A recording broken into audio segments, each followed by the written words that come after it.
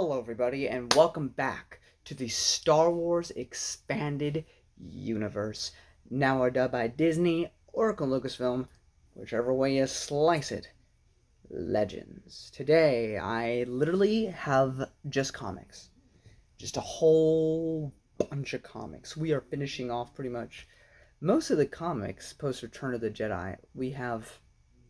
After this, we have Crimson Empire, which there was three of those. There's the Invasion comics, the X-Wing comics, which will be coming up, and then a Chewbacca comic, and then of course there's Legacy.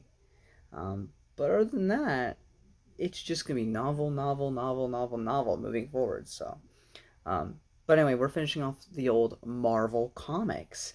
Yes, the series that went on for 107 issues. There is 108, but that was more recent. So that is crazy because it's one of the longest comic books I've ever read. I know there's other comics like Spider-Man, 600 issues before it got a reboot or whatever. Or actually, I don't think it was, well, there was like Superior Spider-Man or whatever, which is technically a continuation of the old one. But anyway, so longest comic book I've read through, because the longest one I read before that was 83 with the Republic comics.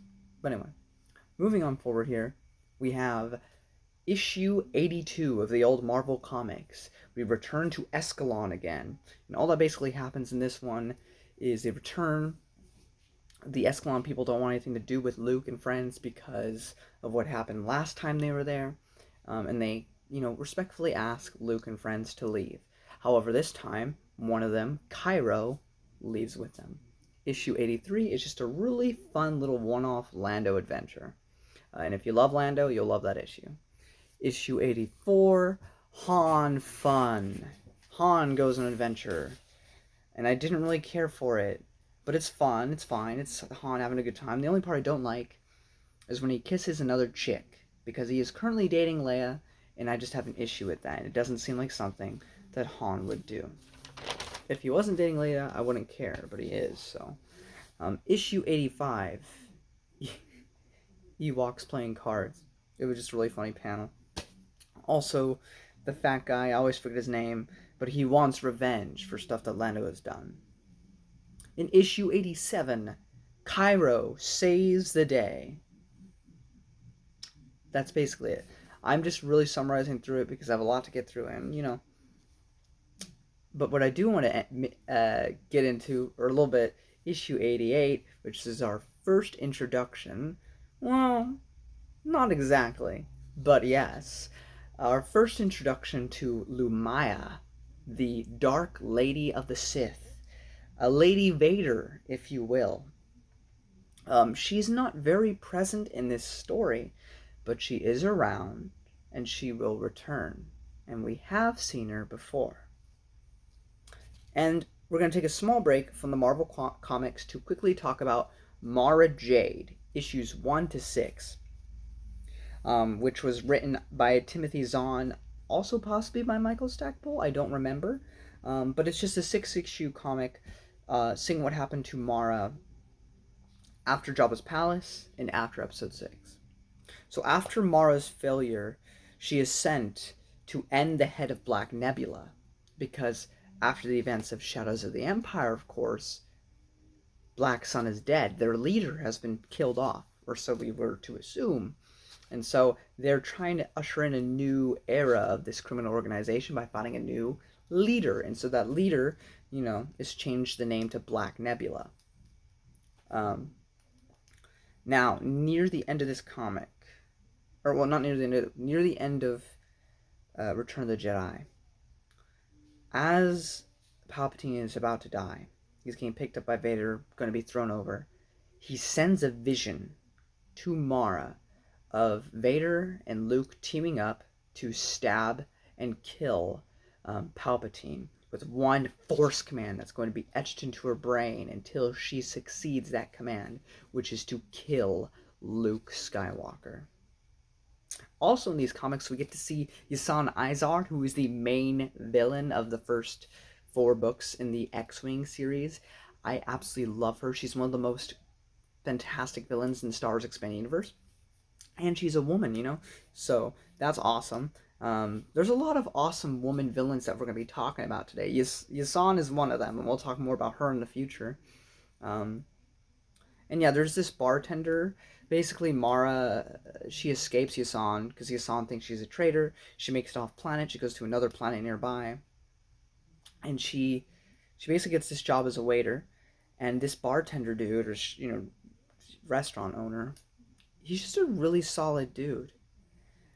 I just really enjoyed everything about that. It was just kindness. That was just really nice to see.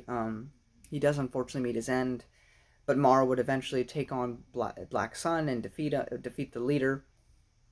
And then we don't know what happens with her because the Thrawn trilogy and maybe some short stories moving forward will see further into what happens with her. As of right now, she herself doesn't even know what her future holds, but she's moving forward. Then heading straight back to the Marvel Comics. Marvel issue 90. There's a nice Leia and Luke moment. They seem to do that a lot on Endor, where they just have these big conversations. And there's another nice one here about Luke having visions of his father. Of course, if you're a fan of the prequels, it does look like Hayden Shaw. Not Hayden Shaw, what's his name? Sebastian Shaw. The original guy that played Anakin Skywalker in Episode 6 before the prequels and the special editions. That's what he looks like. But regardless, it was a very nice conversation.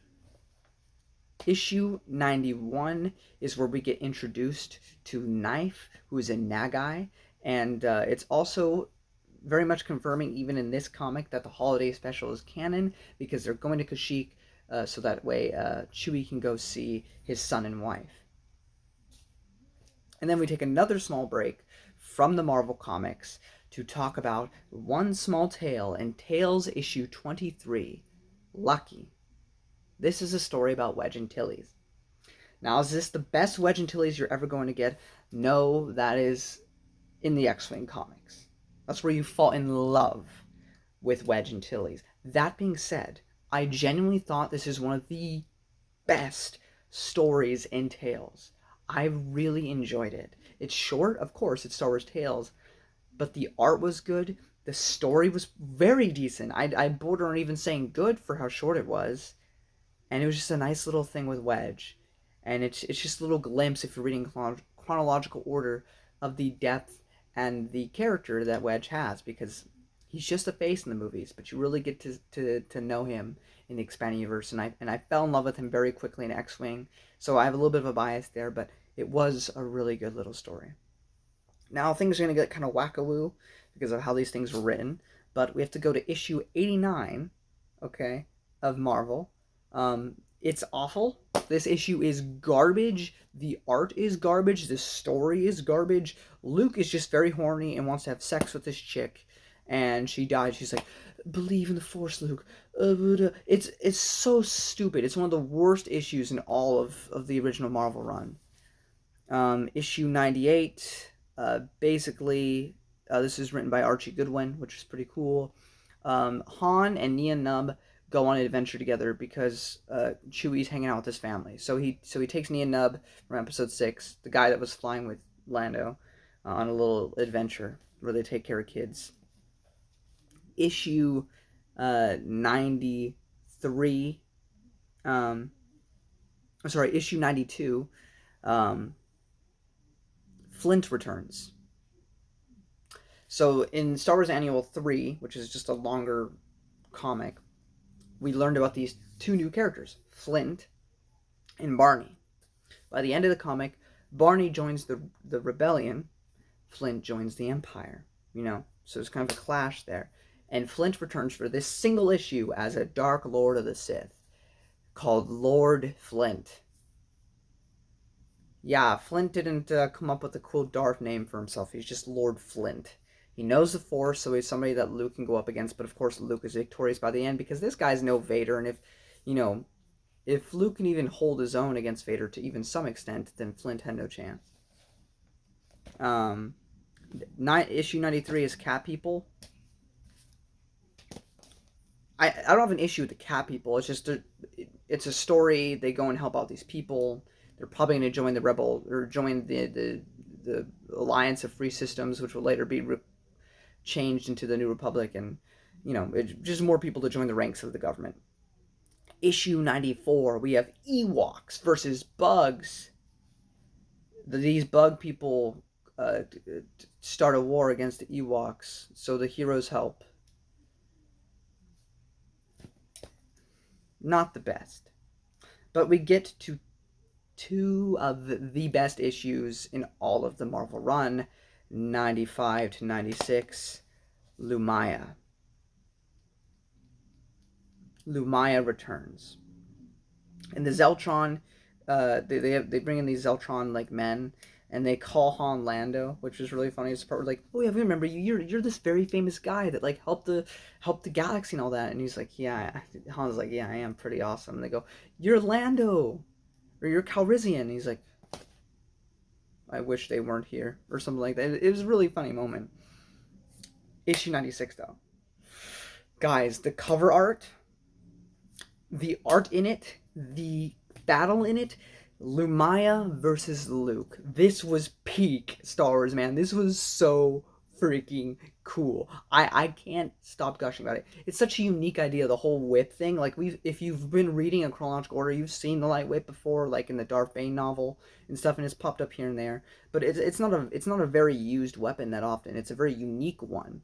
And of course, it was first established here. So if you Lumaya with this whip, and the way they go about that, like I can visualize this happening in like a film, and it'd be a really cool visual. I really loved it.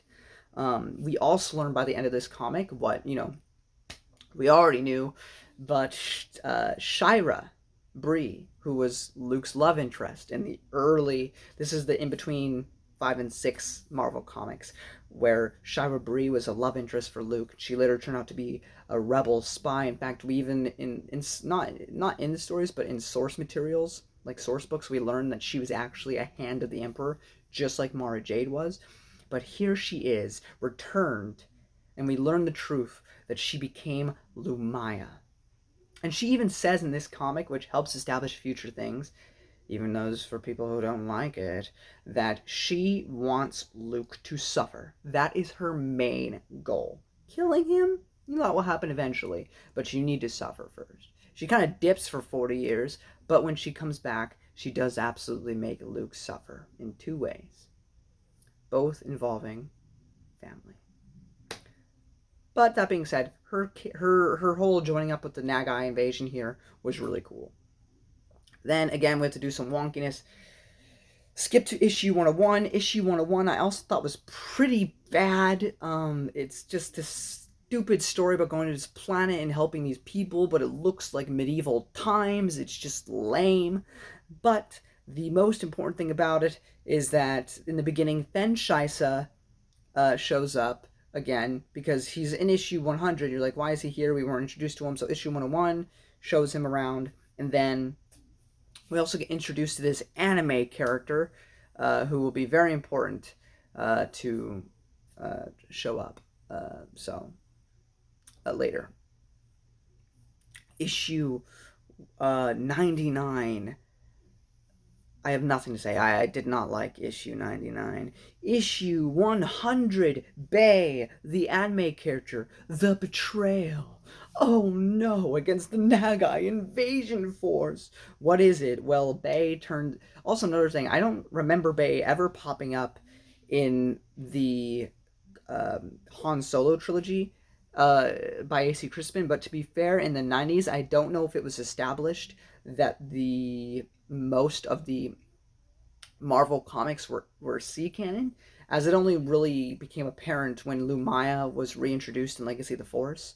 So that might be why she didn't include anything, but Bay claims to be one of Han's best friends from childhood, and yet I don't remember ever hearing about him before, so it's something you kind of just have to accept.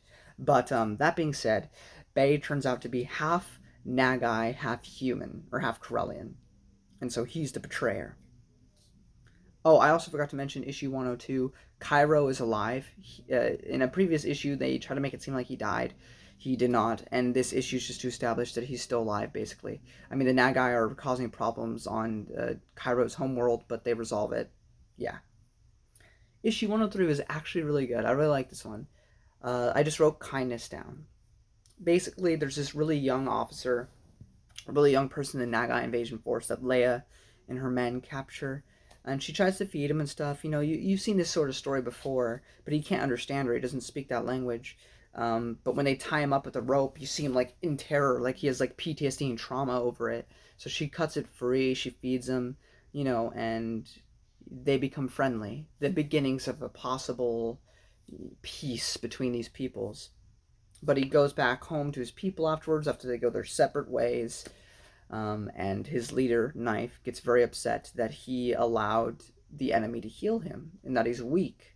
Instead of like dying with honor, he allowed the enemy to heal him. And so Knife ends his life. Issue 104, Denning! The bugs return, because we needed more of that. This is the downfall. Everything moving forward sucks. This is the downfall of the old Marvel comics. Issue 105, we get introduced to an entirely new villain near the very end of this run. I'm sure this wasn't meant to be the end of this run, but here's the thing we all gotta remember. The Ewok show is pretty much ending at this point. This is like mid-80s. There's a lot of cool stuff coming out right now in the TV shows, in movies, in books. There's a lot of cool things coming out in the 80s. And Star Wars is dying. The only thing left is this series. And every issue, after those 2 issues with Lumaya, they kind of got sillier and sillier. The peak was with the first 2 times that Lumaya returned. But after that, it just kept dropping and dropping and dropping and dropping and dropping and dropping in quality. And you can see it as you keep going. Mary Jo Duffy really tried, but people stopped caring. And by issue 107, that was it. We get introduced to the Toffs, which look like Hulkmen that are pirates from like the 1700s. And we get introduced to this entirely new villain very late into the game. Issue 106 is just silly. It's continuing off of the last one. It's garbage. The most important thing to notice is that the Toffs are supposed to be this big threat, even though they're very silly. And it's a big enough threat that the Nagai, who have been the bad guys since like issue 85 or something, are now joining forces with the heroes to stop them, essentially forming a peace through that. You could have built that up more, but it did not feel like that. It just happens because issue 107, the Nagai and the New Republic or the Free Alliance, whatever, are here to help people, or are joining forces to stop the Toffs. Again, they defeat Lumaya. Lumaya still doesn't die. She just kind of dips. Same thing. They defeat the Toffs, and now can finally be peace among these peoples. And then it just ends abruptly. I mean, I think Mary Jo Duffy wanted to do more, but people didn't care, so the series just ended. You know, and then Star Wars was dead. There was nothing. And in the 90s, we got the Thrawn trilogy, which kind of brought Star Wars back. You know, we got the Bantam era books and all that, the X-Wing stuff and all that.